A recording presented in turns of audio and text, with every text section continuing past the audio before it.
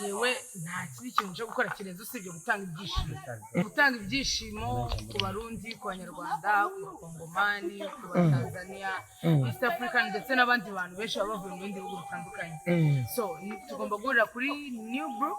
Naje meze neza, hano hari urugendo rutoya cyane kuva mu Rwanda ugera ahangaha ni iminota 26 urumva rero ni urugendo rutoya nje kwinywera gake gake timu n'umuntu wese nsanze aho ari kandi ari muri career yanjye nanjye ndimo.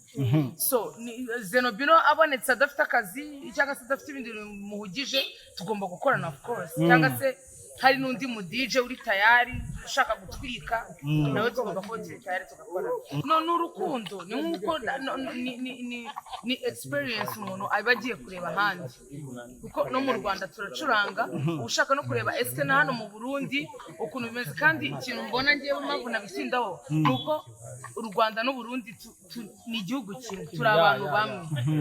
Ntabwo rero tureba ngo wavuye mu gihugu cyanyu ngo waje mu cyacu ngo eske ngo turi abantu bamwe ku buryo no kubona ibintu bitandukanye biragoye. Twese dora jewe icyo mfa nuko amaboko yanjye yakora, amaguru yanjye yakora, umutwe wanjye urakora.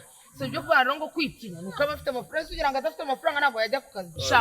Ubwo duheruka hano sibyo nari mfite gusa navuga ngo nari mfite stress za danje kubera yuko twageze hano tuhura n'ibibazo nubwo nyuma byaje gukemuka, ariko urumva twese twari twapanitse mu mutwe, twatanze ibyo twagombaga gutanga, ariko ntabwo urumva na kakantu ko kuba twarikanze hari ibintu karimo. Ariko none ubu ngubu benditeguye na panze ibyo ngomba gutanga na panze ukuntu schedule yanjye igomba kumera.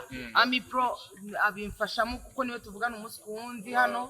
Ikintu cyo nuko nababwira niba udafite amafaranga ntuza bizagenda neza. Niba ufite amafaranga yawe bizagenda neza, niba nta mafaranga ufite uje kuvumba ubu uzashaka kandi ahantu njyewe ikintu cyose byasaba kugira ngo ducollaborating n'aba DJ b'Abarundi, njyewe I'm ready for it.